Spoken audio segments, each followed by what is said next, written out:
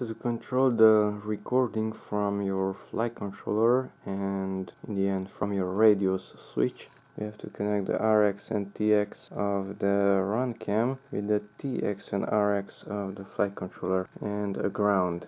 And if you're using a multimeter, set it to continuity between this one and a corner. Another corner is also ground. Okay, so here we have the TX, RX, and here we have a ground. That's also ground, and that is connected to the flight controller. TX goes to RX.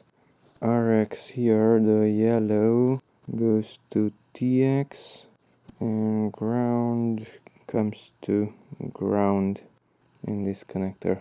Now connect the flight controller to Betaflight, and since those are T4 and R4, then here on the ports page, let's use UART4, and at Peripherals, set it to RunCam Protocol. Save and reboot.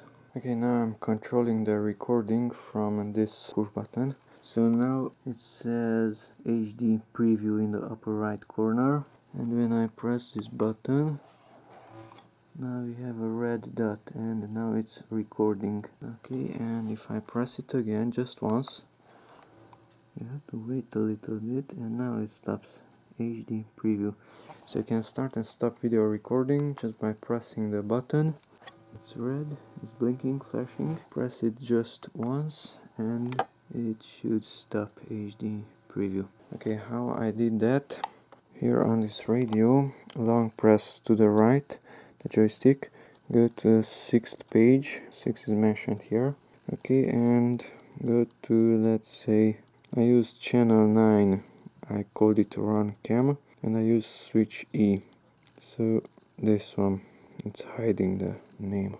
So edit and go there to source, enter there. If you use another one, that's switch B, another one switch D, and that button is switch E. So select whichever you want, accept it, and get out from there. You can give it a name. I called it RunCam.